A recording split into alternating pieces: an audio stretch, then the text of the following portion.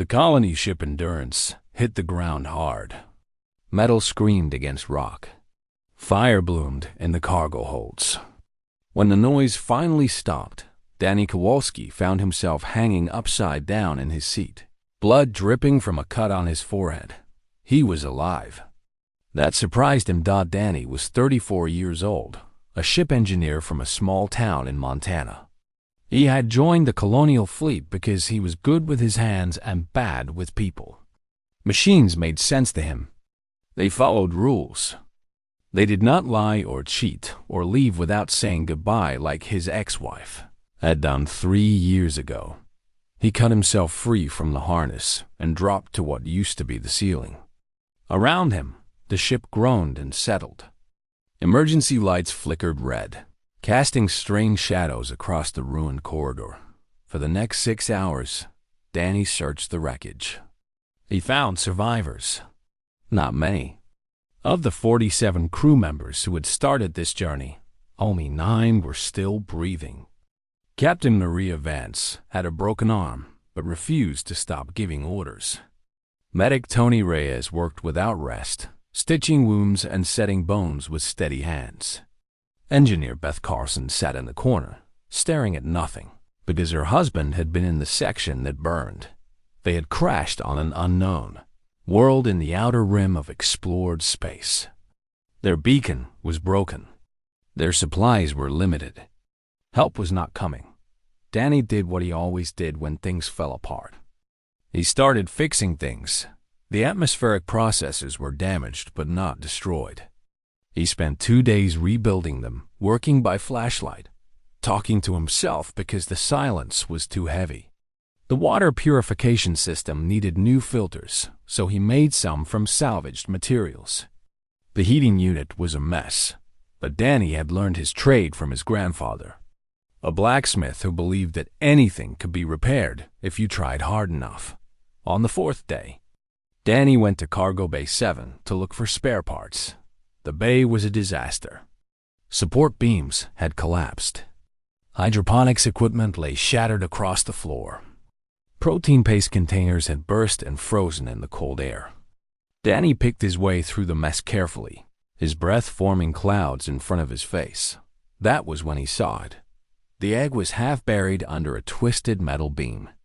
It was about the size of a football, black as midnight with red veins running through it like rivers of fire. When Danny touched it, he felt warmth pulse against his palm. He should have reported it to Captain Vance. He knew that. Protocol was clear about unknown biological materials. But something made him hesitate. Maybe it was the way the egg seemed to glow faintly in the darkness.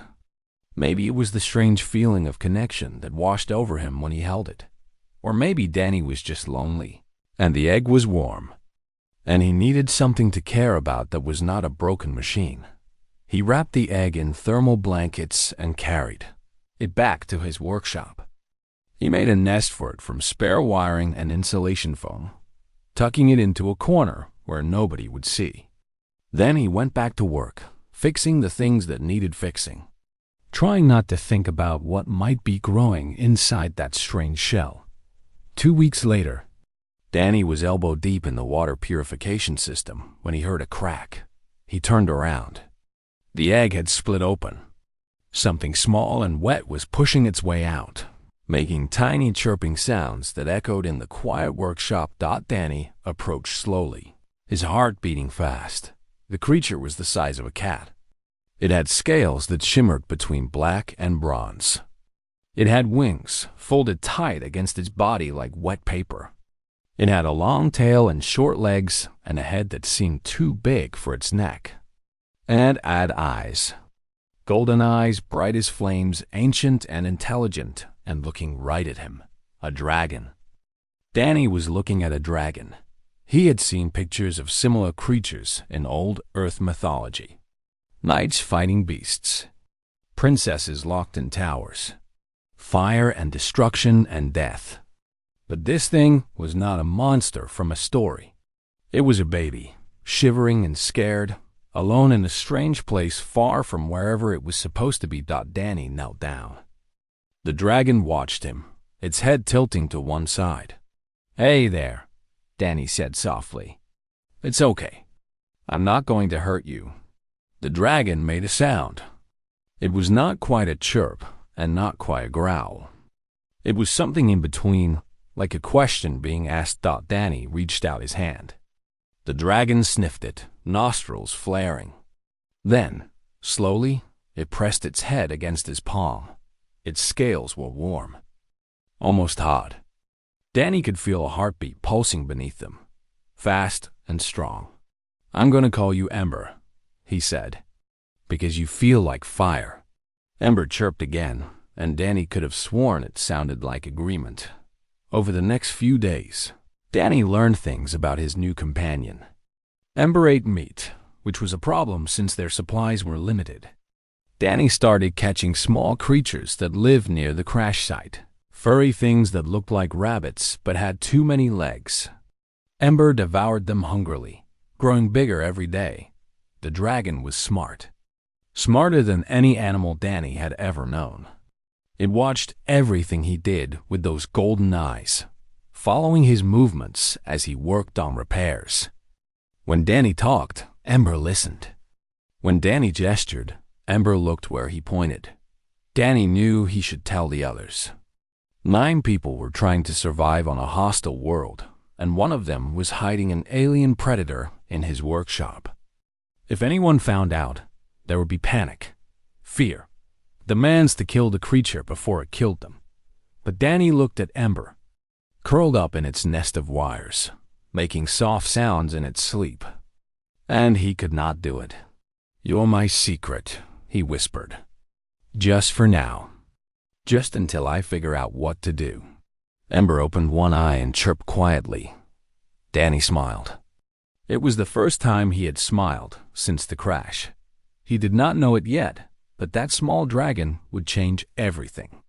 Not just for him, not just for the survivors, but for 2 entire species who had never learned to trust each other. That it all started with a broken ship, a lonely engineer, and an egg that should not have been there. It started with kindness, offered without expectation of return. And that, more than any machine or weapon, was the most human thing of all. 3 months passed on the strange world where the endurance had fallen from the sky. The survivors learned to live with less. Less food, less warmth, less hope. 2 more crew members died during that time. Lieutenant Pete Hawkins got an infection that spread too fast for their limited medicine to stop.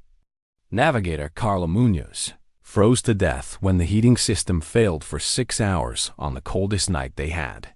Experienced Danny worked harder than he had ever worked in his life.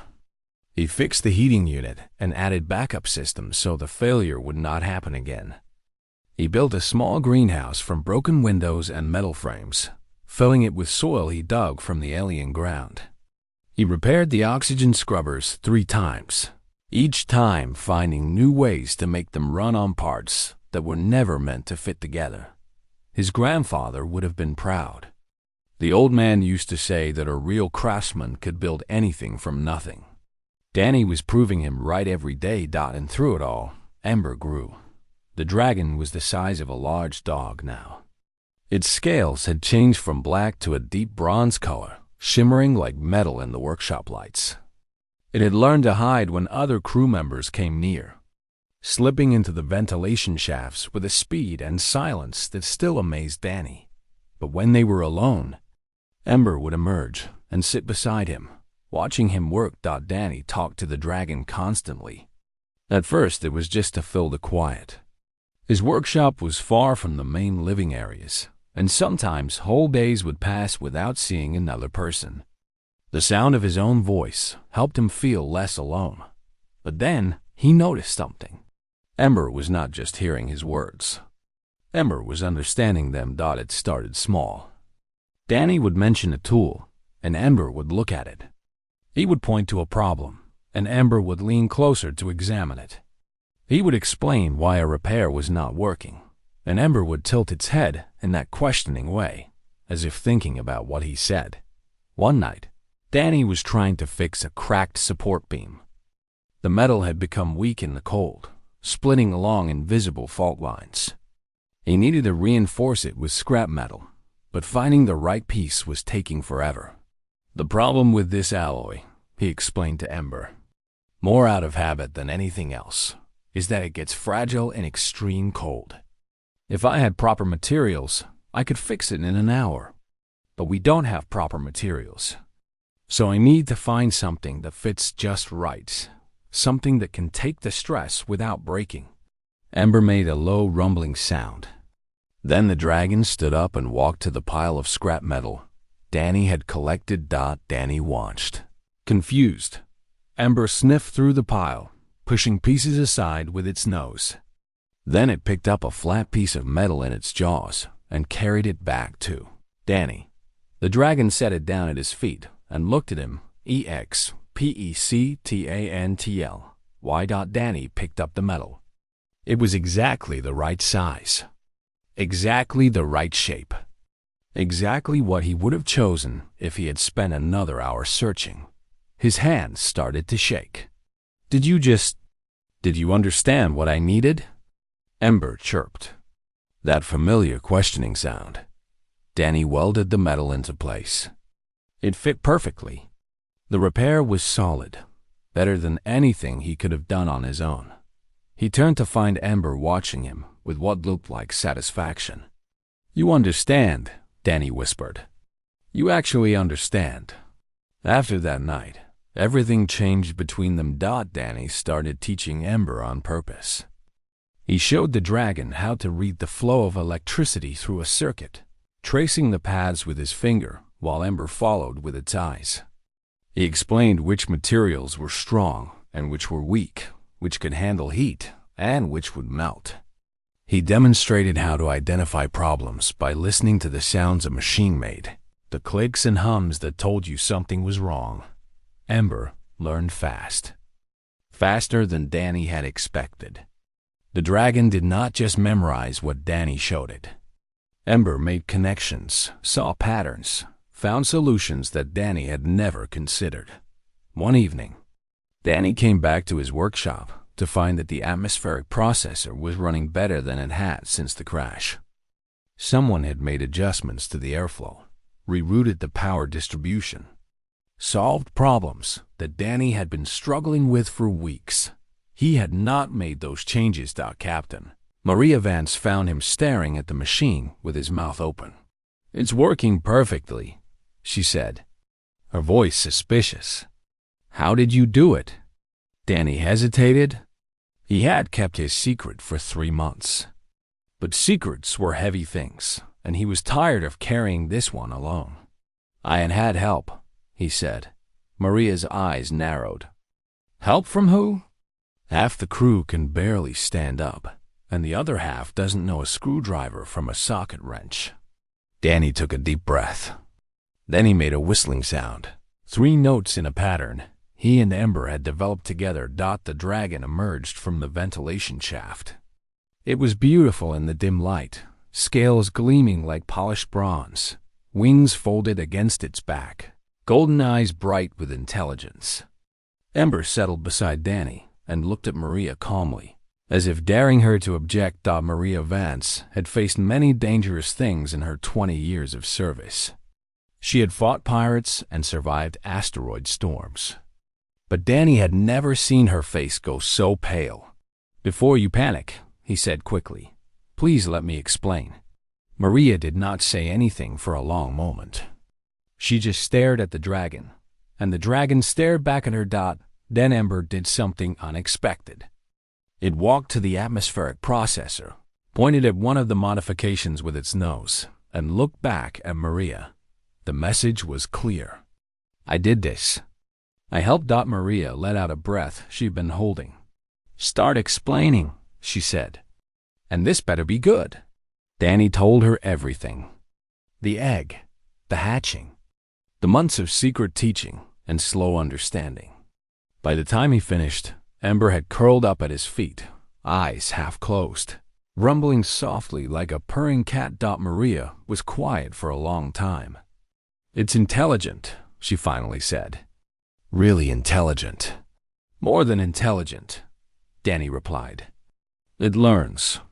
It adapts. It solves problems I can't solve. And I think it cares. About me. About what happens to us. Maria looked at the dragon. Ember looked back at her. The crew will be terrified, Maria said. I know. They'll want to kill it. I know. But that processor is working better than ever. And we need every advantage we can get to survive. Danny nodded. He did not trust himself to speak. Maria sighed heavily. For now, we keep this between us. But sooner or later, the truth comes out. It always does. She was right. The truth always came out. And when it did, Danny could only hope that Ember had built enough trust to survive it. The secret lasted exactly 11 days. Beth Carlson found Ember by accident. She had come to Danny's workshop looking for a wrench, and the dragon had not hidden fast enough. Beth screamed so loud that people heard it on the other side of the crashed ship. Within an hour, every survivor knew about the creature living among them. The reactions were exactly what Danny had feared. Terror, anger, demands for action. The crew gathered in the main hall, their faces pale and tight with fear, staring at Danny like he had betrayed them all. How could you hide this from us? Beth shouted. Her voice cracked with emotion. She had already lost her husband in the crash. Now she was looking at Danny like he was the enemy. That thing could have killed us all in our sleep. Ember wouldn't do that, Danny said. Ember has been helping us survive. It's a monster, said Greg Palmer, a cargo handler with big arms and a bigger temper. I've seen the teeth on that thing. I've seen the claws. You brought a predator into our home. Please, just let me explain. Explain what? Beth interrupted. That you've been keeping a secret alien creature while the rest of us struggled to survive. While my husband died? While Carla froze to death. Danny felt the words hit him like punches. She was right. He had kept secrets while people suffered. He had made a choice to protect Ember instead of being honest with his crew. Captain Maria Vance stepped forward. Her broken arm had healed, but she still held it carefully against her chest. Everyone calmed down. Yes, Danny made a mistake by not telling us. But before we make any decisions, we need to understand what we're dealing with. What's there to understand? Greg said, It's dangerous. We should kill it before it kills us. A low growl came from behind Danny. He turned to see Ember standing in the doorway of the workshop, bronze scales catching the light, golden eyes fixed on the angry crowd. The dragon did not look scared. It looked protective. Don't, Danny warned quietly. Please don't do anything stupid. Ember looked at him. Something passed between them, an understanding built over months of quiet companionship. The dragon relaxed slightly, though its eyes never left Greg. See? Greg said, pointing. It's ready to attack. We need to act now. If Ember wanted to attack, you'd already be dead, Danny said flatly. I've seen how fast it can move. I've seen what those claws can do to metal. The only reason you're standing there is because Ember chooses not to hurt you. The crew fell silent at that. It was a disturbing thought. They had been sharing their broken ship with a creature that could have killed them at any time, and it had chosen not to. Why? Maria asked softly. Why hasn't it attacked? Danny looked at Ember. The dragon looked back at him. Because I taught it, Danny said. I taught it to build things, to fix things, to make broken things whole again. And somewhere along the way, I think it learned that we're worth protecting. Nobody spoke. The wind howled outside, carrying snow against the ship's hull. Then, as if to prove Danny's point, something broke. The sound came from the back of the ship. A deep, grinding noise followed by a hiss of escaping air. The water purification system. The one thing they could not survive without. Tony Reyes, the medic, checked his portable monitor. His face went white. The main filter collapsed. We're losing water pressure. If we don't fix it in the next few hours, we'll have nothing to drink. Everyone looked at Danny. He was the engineer. He was supposed to fix things, but Danny shook his head slowly. I've patched that system 6 times already. It's held together with hope and prayer. If the main filter collapsed, I don't have the parts to rebuild it. I don't have the skills to build something from scratch that complicated. The silence that followed was terrible. 7 people, stranded on an alien world, realizing that they were going to die of thirst. Ember moved. The dragon walked past Danny, past the terrified crew, toward the back of the ship where the water system was failing. Nobody tried to stop it. They were too shocked to move. Danny followed. The others followed too, keeping their distance but unable to look away. The water purification system was a disaster. Pipes had burst.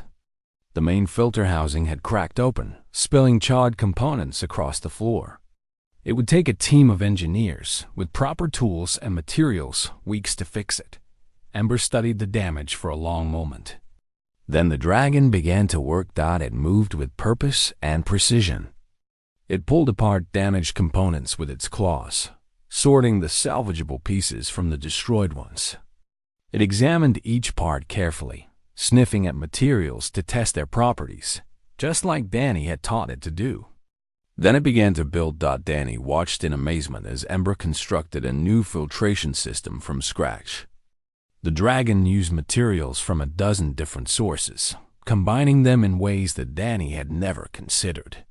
It applied principles that Danny had mentioned in passing during their teaching sessions, solutions that he himself had not been able to figure out. 18 hours. Ember worked for 18 hours without stopping. When it was done, the dragon stepped back and looked at Danny. That familiar questioning sound emerged from its throat. Danny tested the water. He ran it through every analyzer they had, checking for contaminants, measuring purity, comparing it to the ship's original specifications. The water was clean, pure, better than anything the old system had ever produced. How is that possible? Beth whispered. Her voice had lost its anger, now filled with something else. Wonder, maybe, or fear of a different kind. Danny looked at Ember. The dragon was tired, its wings drooping, its eyes half closed. But it looked at Danny with that same expression it always had. Trust, affection, a bond that had grown slowly over months of shared work and quiet companionship. I taught it to build things, Danny said. I didn't realize it was learning why. The crew stared at the dragon. The dragon stared back at them. It saved us, Tony said slowly. That thing just saved all our lives. Nobody argued. Nobody could. After that day, everything changed. Ember was no longer a secret monster hiding in the shadows. The dragon became part of the colony, working alongside Danny on every repair project, its unique abilities filling the gaps in their limited resources. It was not easy. Some crew members still flinched when Ember walked by. Some still kept weapons close when the dragon was near. Trust was a slow thing, built one moment at a time. But every day, Ember proved itself. It fixed things. It helped things. It made their desperate survival just a little bit easier. And Danny began to understand something important. He had taught Ember how to build machines and repair systems. But somewhere along the way, without meaning to, he had built something much more valuable. He had built trust. And trust, once built, was harder to break than any machine. 1 year after the crash, the sensors detected movement in the mountains. Danny was in his workshop when the alarm sounded. He'd been teaching Ember how to repair a damaged solar panel, explaining the way light became electricity and electricity became power. The dragon had listened with those golden eyes, absorbing every word, every gesture, every small detail. Then the alarm screamed, and everything stopped. Danny ran to the sensor station where Tony Reyes was staring at the screen with wide eyes. The display showed a dozen shapes moving through the morning mist, coming down from the high peaks that surrounded their valley. They were big, much bigger than Ember. "What are those?" Tony whispered. Danny did not answer. He did not need to, because Ember had followed him to the sensor station, and the dragon was making a sound that Danny had never heard before. It was low and deep, vibrating through the floor, full of emotions that Danny could not name: recognition, longing, fear. Family. The shapes emerged from the mist one by one. Dragons, adult dragons, their scales catching the weak sunlight like living flame. They were massive, each one the size of a small shuttlecraft. Their wings cast shadows across the valley floor as they flew in a slow circle above the crashed ship. The survivors gathered outside, staring up at the sky with terror on their faces. Weapons were raised. Prayers were muttered. Everyone expected fire and death to rain down upon them. But the dragons did not attack. They just circled, watching, waiting. Ember stepped forward. The bronze dragon had grown so much over the past year. It was twice the size it had been when Danny first found it. Its scales now shot through with streaks of gold. But standing beneath those massive adult dragons, Ember looked small again. Young. Vulnerable. "Ember," Danny said softly. "What's happening?" The dragon looked at him. Those golden eyes were filled with something painful. Something torn. Then Ember spread its wings and launched into the sky. Danny watched the dragon rise, joining the circle of giants. He watched as one of the adult dragons, the largest one with scales like molten silver, approached Ember and touched its nose to the younger dragon's forehead. "A greeting. A welcome." "No," Danny whispered. His voice cracked on the word, but Ember kept flying. Higher and higher, until the dragon was just a bronze speck among the larger shapes. Then the whole group turned toward the mountains and began to fly away. Danny stood there until they disappeared. He stood there until the sun moved across the sky and the cold wind made his eyes water. He told himself it was the wind. "Danny." Maria's voice was gentle behind him. "Come inside. There's nothing you can do." He went inside. He went to his workshop and stared at the tools that suddenly seemed very empty. The nest of wires where Ember used to sleep. The scratch marks on the floor from the dragon's claws. The scorch marks on the wall from when Danny had first taught Ember to control its fire. Everything reminded him of what he had lost. 3 days passed. The adult dragons continued to circle the colony, never coming close, never flying away. The survivors huddled inside, afraid to venture out, afraid of what the creatures might do if provoked. Danny worked mechanically. He fixed small things that did not need fixing. He cleaned tools that were already clean. He did not talk to anyone. On the 4th day, Ember returned. The dragon landed in the center of the colony with a sound like thunder. It was larger than when it had left, its scales brighter, its wings stronger. And it was not alone. Riding on Ember's back was the largest dragon Danny had ever seen. The crew scrambled for cover, but Danny stayed where he was. Something told him that running would not help. Something told him that this moment had been coming for a long time. Ember approached him slowly. The great dragon on its back descended with impossible grace, its claws barely making a sound on the frozen ground. It was ancient. Danny could see it in the depth of its eyes, the complexity of its scale patterns, the way it carried itself with absolute certainty. This creature had lived for centuries, maybe longer, and it was looking at Danny with something like curiosity. Ember made that familiar chirping sound. Then the dragon did something that made Danny's heart stop. It walked to his workbench, picked up a piece of scrap metal in its jaws, and breathed a thin stream of fire over it. The metal softened and shaped itself under Ember's careful control. When the dragon set it down, it was a perfect gear, precisely machined, exactly like the ones Danny had taught it to make. Ember presented the gear to the ancient dragon. The old one examined it with slow care. It turned the gear over in its claws, tested the teeth with a talon, held it up to the light. Then it turned those vast, knowing eyes to Danny, and it asked a question. Danny did not understand the words. The ancient dragon spoke in a language of sounds and movements that was nothing like human speech. But Ember translated, making gestures that Danny had learned to read over months of working together. Who taught you this? I did, Danny said. His voice was barely a whisper. I taught Ember to build things. The ancient dragon considered this for a long moment. Then it did something that no one had expected. It bowed its head. Danny stared. Behind him, he heard Maria gasp. The crew members who had been hiding emerged slowly, unable to believe what they were seeing. The ancient dragon raised its head and spoke again. This time, its voice carried across the valley like distant thunder, and somehow, impossibly, Danny understood. You have done what no human has done before.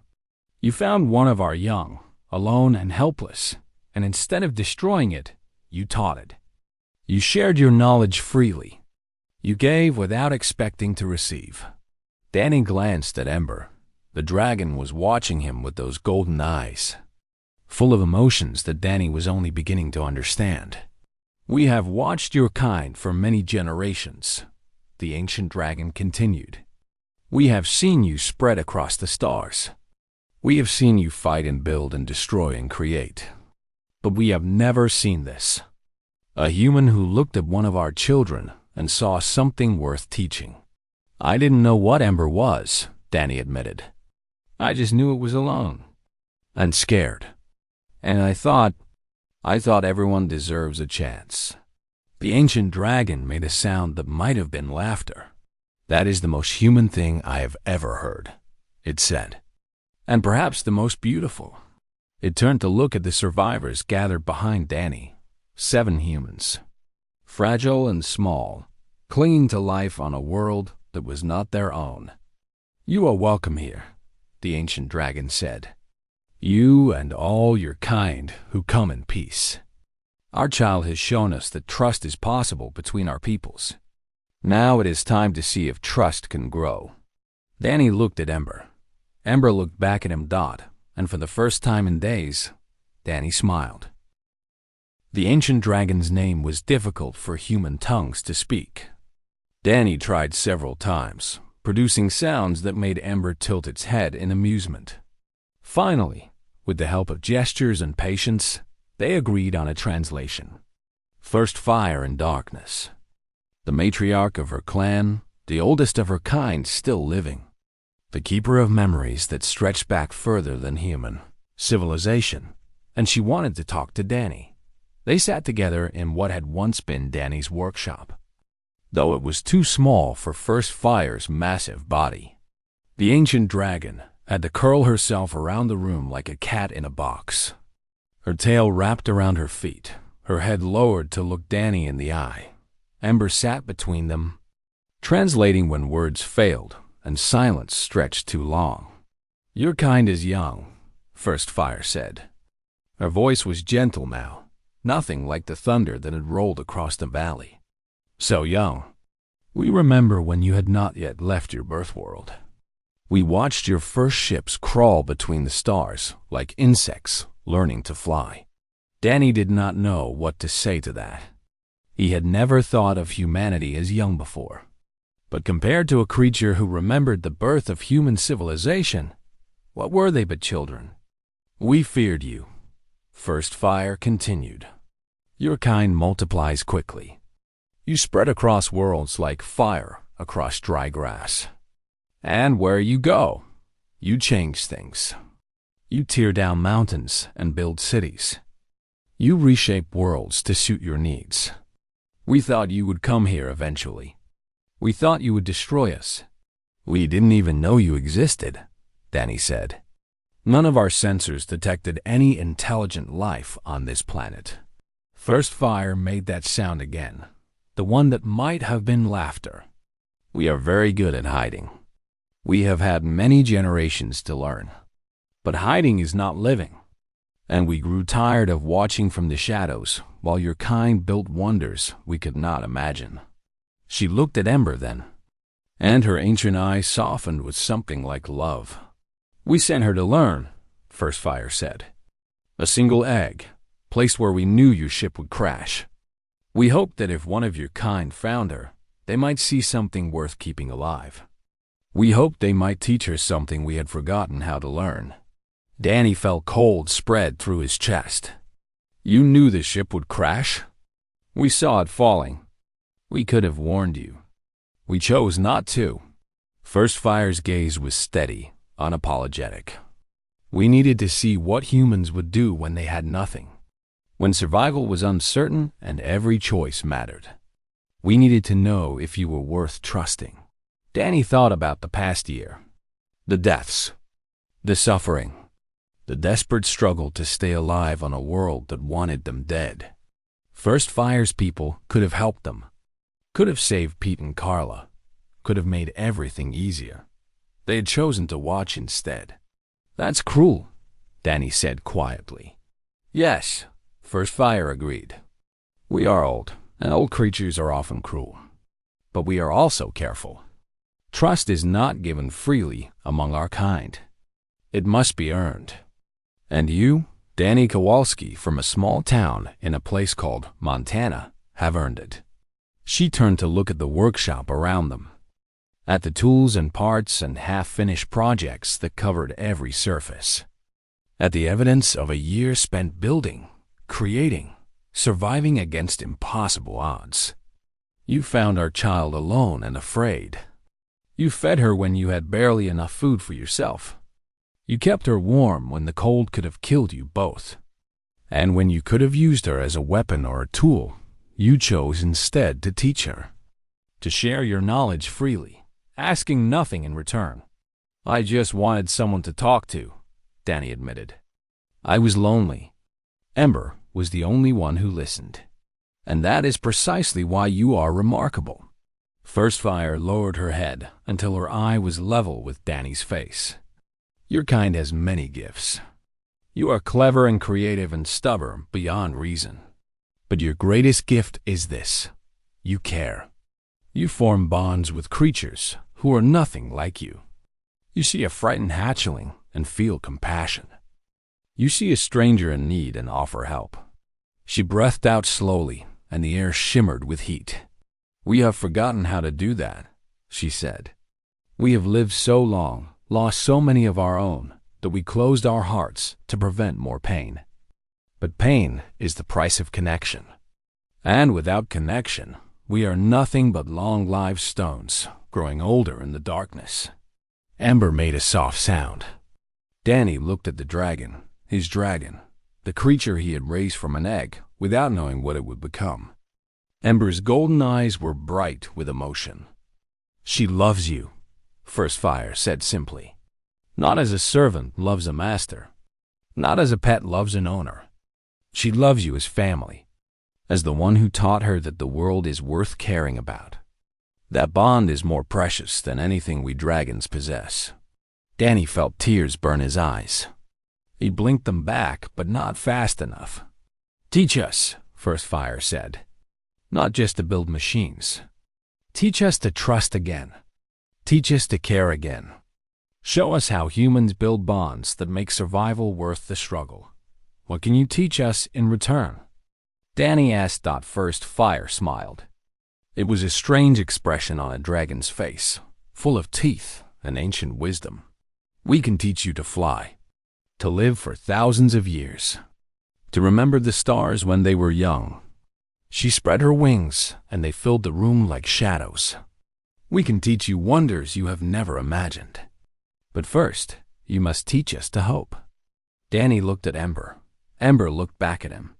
Okay, Danny said, but I'm going to need a bigger workshop. In the years that followed, the colony grew. More ships came from human space, drawn by the beacon that Danny finally got working.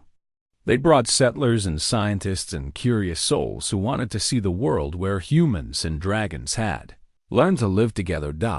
It was not always easy. Trust built slowly, one small act at a time.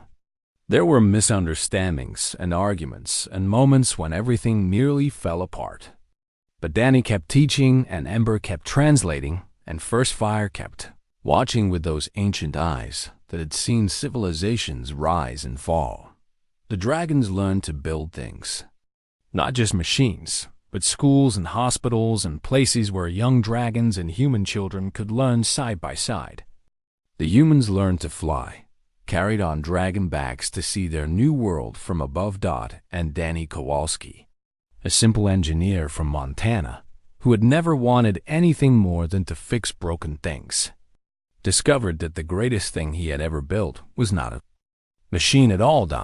It was a bridge between two peoples who had learned to trust each other. It was a family that stretched across species and stretched across stars. It was hope, fragile and precious, built one small act of kindness at a time. And that, more than any technology or power or wonder, was the most human thing of all, because humans did not just build machines. They built connections. They built futures. They looked at the universe and saw not emptiness, but possibility.